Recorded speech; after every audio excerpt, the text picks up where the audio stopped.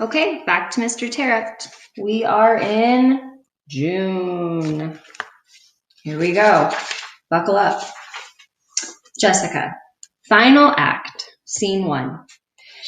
Welcome to the last day of school, where there's music and movies and games, singing and laughing and smiles all around, cakes and cookies, fun for everyone. At least, this is what the last day of school is supposed to encompass.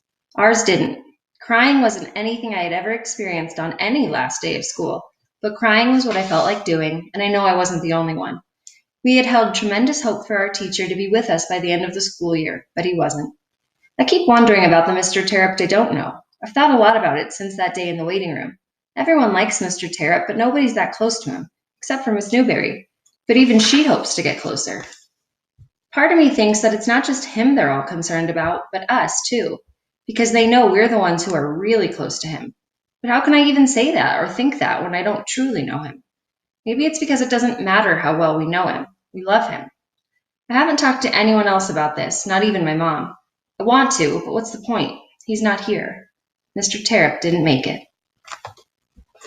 Alexia. I went to see Teach last week, and the nurses said they were doing something and that I had to come back. I was mad, but I didn't really think anything was up. Now I'm beginning to wonder if maybe something's going on. Mrs. Williams and Miss Newberry are definitely acting strange. Like Mrs. Williams is way too perky, humming to herself and talking with silent nods to Miss Newberry, who's been poking her head into our room one too many times today. I'm beginning to wonder if Teach woke up. And they've been keeping it a secret so they can surprise us? I'm telling you, something's up.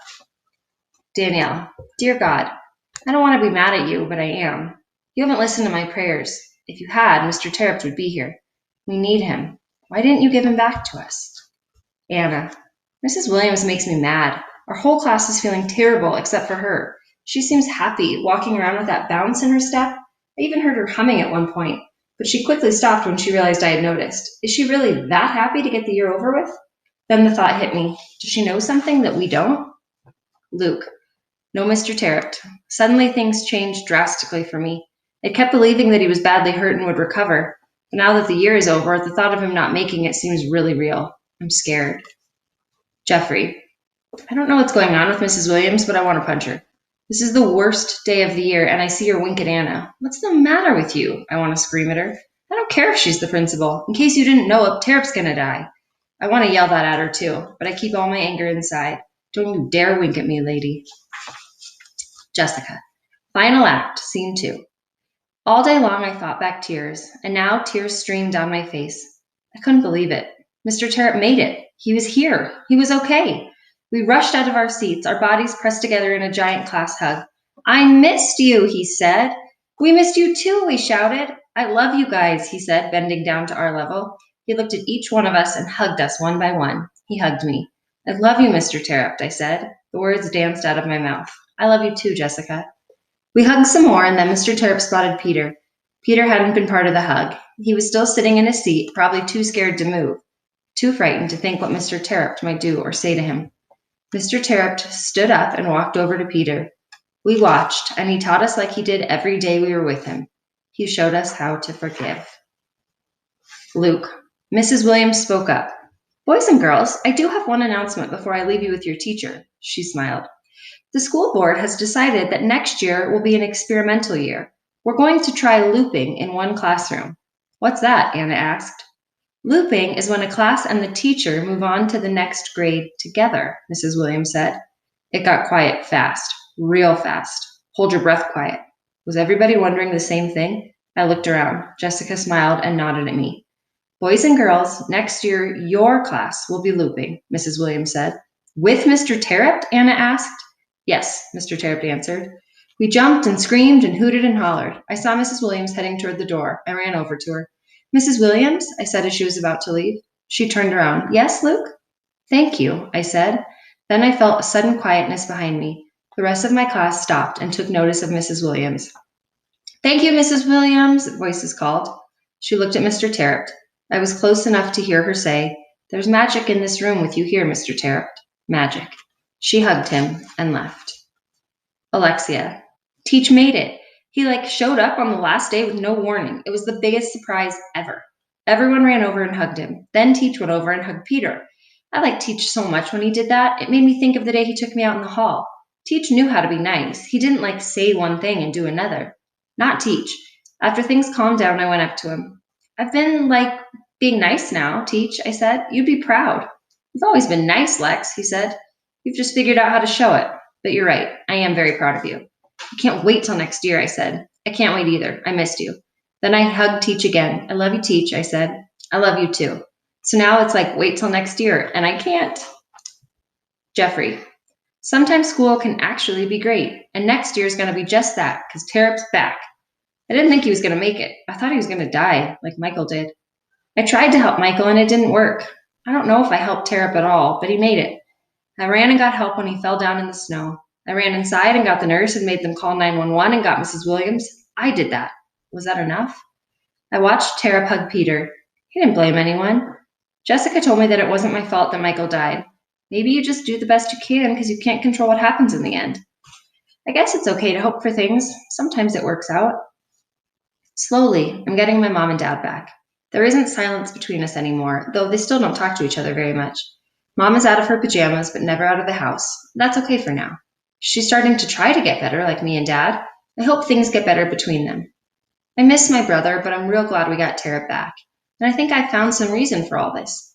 I never would have been the one to break the silence between me and Mom and Dad if it weren't for Mr. Terup's accident.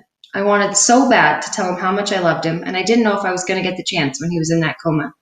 And that was when I knew I didn't want to miss the chance with my parents. So I broke the silence. I'm glad, too. I'm happy. Anna. The last day turned out to be a great day. Mr. Terupt made it. I've never felt so happy. My throat, my heart, my belly, they all burned with happiness and probably relief, too. And then we found out about this looping thing, and I felt the good hurt inside all over again. Bus 9 is now loading. The call came over the speakers. See you soon, Mr. Terupt, I said. I ran over and gave him another quick hug. Have a good summer. You too, Anna, he said. And Mr. Terupt? I looked up at him and he looked down at me. I think Miss Newberry might have the hots for you, in case you're interested. I smiled. He smiled back. Matchmaker Anna, thanks for the tip. Bus 9, last call for Bus 9, the loudspeaker announced. I hurried out of room 202 with my head held high.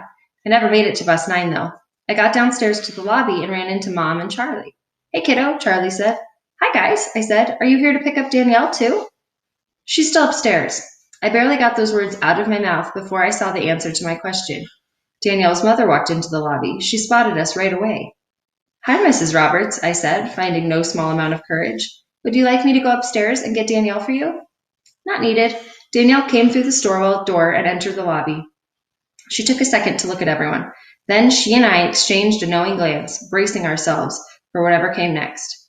There would be no disappointments on this day. It was a day of happiness and celebration. Hi, Mrs. Roberts, Mom said, offering her hand to shake. I'm Terry Adams, and this is my daughter, Anna. We didn't meet properly at the hospital. We'd love to have you and Danielle come over this afternoon, maybe for a cup of tea or coffee, and some hangout time for the girls. The ball lay in Mrs. Roberts' court now. I let my breath out when I saw her shake my mom's hand. Please, call me Susan, she said. Danielle and I would be happy to come over. She glanced at Danielle, who nodded excitedly, but without hiding the shock on her face. Then Mrs. Roberts looked at Charlie. Mr. Terupt came into the lobby at some point during all this and gave Danielle and me a thumbs-up sign. It was as if he knew the whole story. Did he? We waved goodbye to the best teacher in the whole world. Danielle. It started with an old friend, Alexia, who wasn't really a friend. In came this new girl, Jessica, who I liked but was told not to like. Somewhere in between, I became friends with Anna. We worked with the collaborative classroom and had this huge Ramadan project. And that old friend, who I had figured out wasn't a friend at all, was kind of on her own. I had Jessica and Anna. Then the accident happened. While Jeffrey ran for help, I held Mr. Terup's head, putting my hat and coat under it so that it wasn't lying on the cold snow. I went to visit Mr. Terupt in the hospital with Jessica and Anna and found an old friend there. Alexia was Lexi again, except new and improved. James left, but he made us see Peter again. And then we played the wait-and-see game until today. Today, Mr. Terupt came back. And then we found out that we're looping and we'll get to be with him again next year. I can't wait to tell Grandma the news. She's the one who helped when things got tough, and she said a lot of prayers for us. I don't think I'll tell Grandma about the end of the day news, though. I'll leave that up to Mom. I just wished Anna a great summer and watched her head out of the classroom to catch her bus when Mr. Terupt said, Danielle, I see your mother walking across the parking lot. He was looking out our window. She must be here to get you. Okay, thanks, I said. I grabbed my stuff. Have a great summer. I can't wait for the fall. Bye, Danielle, he said. I ran over and hugged him once more. I'm so glad you're back, I told him. I let go, looked in his face, then hurried downstairs. I got down to the lobby and saw everyone: Mom, Charlie, Anna, and Terry. Was Charlie with Mom or Terry? Oh boy, I thought, but things worked out. Mom shook Terry's hand and accepted her invitation for coffee. Mom looked at Charlie after, but didn't say anything or make any sort of face. She was going to try really hard for us. As we were leaving, Mr. Terupt gave a thumbs up sign. How long had he been watching? How much did he know? Dear God, it's Danielle down here, full of love. Thanks for giving me my teacher back, and again for next year. And thanks for helping my mom give Terry and Anna a chance. Maybe now you can start to work on Grandma. She's going to be a lot tougher to persuade. Amen. P.S. I'm sorry I got mad at you. Peter. Out of nowhere, I heard the screams. Mr. Terupt! Everyone around me jumped up and ran toward the door. I couldn't believe it. Mr. T was back. I started crying. Mr. T was alive, and he was here. I stayed in my seat, trying to look small, but he spotted me. The room grew quiet as Mr. T walked toward me. I was scared again. Mr. T got down on his knees and looked directly into my eyes. Then came the best thing I've ever felt. Mr. T wrapped his arms around me and gave me a huge squeeze. I squeezed him back as tight as I could. My body shook and I sniffed my snotty nose. It's okay, Peter, he whispered in my ear. I forgive you. Suddenly I felt lighter, a lot lighter. Jessica, final act, final scene.